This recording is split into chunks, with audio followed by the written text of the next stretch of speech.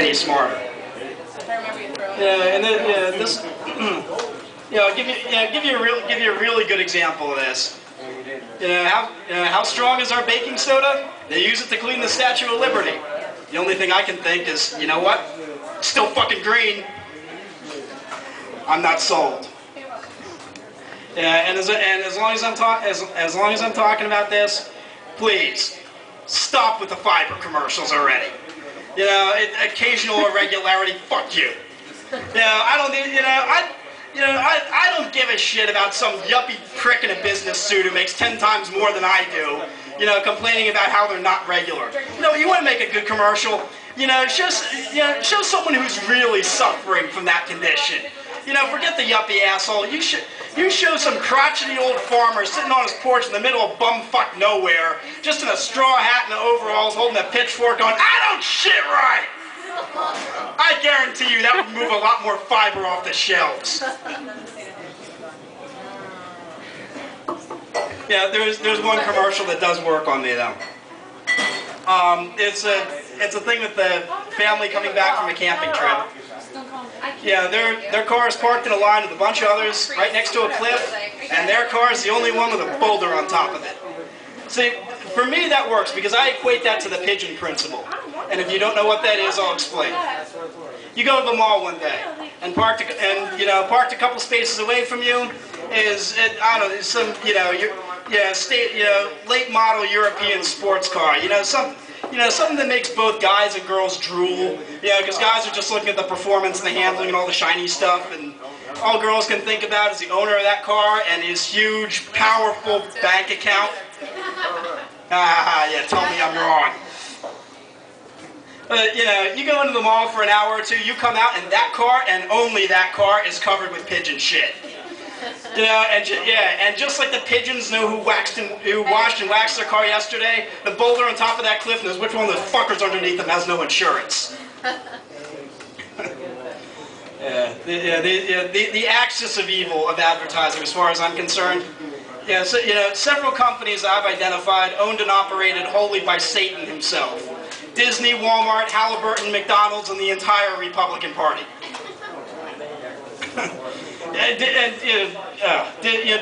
Disney's the worst of them. I mean, Walmart's a close second, but Disney takes the top spot. Because they have a completely unhealthy monopoly on cute and wholesome, and I will prove this to you. Because if any other company in the world, I don't care how innocent or how innocuous, made a movie about a white girl and a bunch of midgets, what would you think it was? Porn? Did I even have to say it? I think it was rhetorical. And if you need further proof that Disney is evil, Hannah Montana. I mean, that's all I gotta say. What is it with that company and jailbait? I mean, seriously, first it was Britney Spears and she was a fucking preemie skank. Then Hillary Duff, Amanda Bynes, the Olsen twins, and now this chick. And, she's like everywhere. TV, movies, magazines, and fucking video games. And let me be crystal clear on this issue. If you are old enough to be in this bar and you buy a video game where you play a 14-year-old girl and it does not involve zombies or superpowers, you need to register as a sex offender right now. Oh, was that you? I'm sorry. Is there someone I need to call for you, sir? Chances are we'll be in a meeting together somewhere. When it comes to Hannah Montana, don't even get me started on Walmart. Seriously, like every fucking aisle you go down, abominable corporate eyesore. I mean, to me, that's a public health hazard because I keep thinking of the borderline pedophile trying to go straight. Goes into that place looking for like a toaster or something, doesn't realize what he's into. Every aisle he goes down, there's a giant picture of this girl. Just every single aspect of this underage little sex pot just crying out, fuck me, fuck me, fuck me, all he can think is, a giant poster, new aisle. It's like, oh, shit, clothing labels, new aisle, makeup, no, new aisle, the home improvement section goes over there, and oh, good God, she has her own line of power tools, what the fuck? You know, you see this guy running through the store screaming, just for today, just for today, just for today. You know, some store attendant finds him curled up and crying in the corner somewhere. Damn it, I tried. We tried this time. And that does it. I'm getting the trench coat and I'm going to the playground. Yeah, 3 weeks later, this guy ends up on Dateline. Oh yeah, you know what I'm talking about. To Catch a Predator. God, I love that show. You know, I know you shouldn't laugh at this stuff, but every time I see some fat pedophile get his ass tasered while he's running from the cops, I'm on the floor with tears in my eyes. That's hilarious. And I have a fantastic idea for how to boost ratings on that show. Yeah, set up the host. I say you combine To Catch a Predator with Dog the Bounty Hunter. That would be fantastic. You know, instead of skinny little Chris Hansen coming out from behind that curtain, you show some grizzled, beefed up, psychotic paramilitary ass kicker with the great grandfather of all mullets. Oh. That'd be the highest rated show on TV. Yeah, just have him come out holding a shotgun for effect.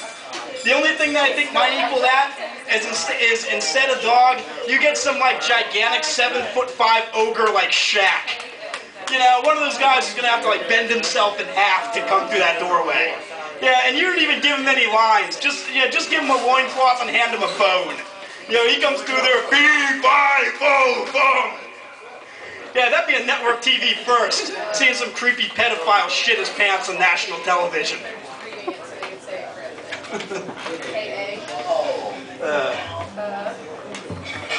I'm going to wrap up my time here, and I'm going to finish off by telling you a fun little story about the time I almost died. Those are fun stories. Oh, they always are, aren't they? I mean, those are always the most memorable. You know, coming out of like high school or college. You know, being so drunk and reminiscing later. How do we not die or end up in jail? Yeah, those are always the best. No, mine's a bit more depressing. You know, I woke up one morning and found myself unable to piss, and I'm not lying about that. You know, and while most people might panic, I was still in that macho bullshit phase of male development where I thought, you know what, I'm fine. I can still walk, I'm good.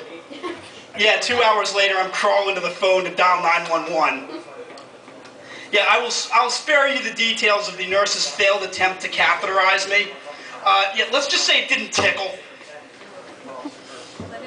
Yeah, that didn't work. I had to get X-rays taken of my urethra and groin. That was a great experience. I had to strip naked. Not even a hospital gown. They gave me this weird lead vest that covered from my neck. They covered from my neck down to my waist up. And you know, I go into the X-ray room and I'm confronted by something that looks like a tanning bed. Yeah, that was kind of a shock to me. Because I've had my X-rays taken at the dentist, and that thing looks like a camcorder on the end of a swivel arm. This thing looked like a fucking floodlight. The doctors, so helpful. You know, he walks through a door, goes behind 18 inches of concrete. He's looking at me through a sheet of green-tinted, lead-lined, DEFCON-grade fucking protective glass, going, just relax. Is that really, Doc? Relax? Because I'm feeling a little exposed here. Now, I don't know if it occurred to anyone who designed this contraption, but this vest you gave me, it leaves my brain and my genitals open to radiological bombardment. And, if no one figured this out, I do think with both of these organs. Yeah, and let me tell you one other thing, Doc. Yeah, I know I'm in a lot of pain right now, and I realize that this procedure might very well save my life. But if you screw up the radiation dosage and I end up needing to use a 5-fingered rubber glove for a condom like they do in Chernobyl, you will be hearing from my attorney. Yeah, I wish it sounded like that. It didn't. It didn't sound anywhere near that good. Mainly because no one in Western society can make a compelling argument for anything under any circumstances when their wang's hanging out. It just doesn't happen. You know, I mean, maybe if you belong to some, lost, forgotten tribe in the Amazon from 500 years ago, one of those cultures that was absolutely thriving before Cortez landed and said, hey Juan, go sneeze on it and see what happens. You know, I mean, you know, maybe if you lived in that society, it'd be perfectly acceptable. You know, you could address the entire village with an uncovered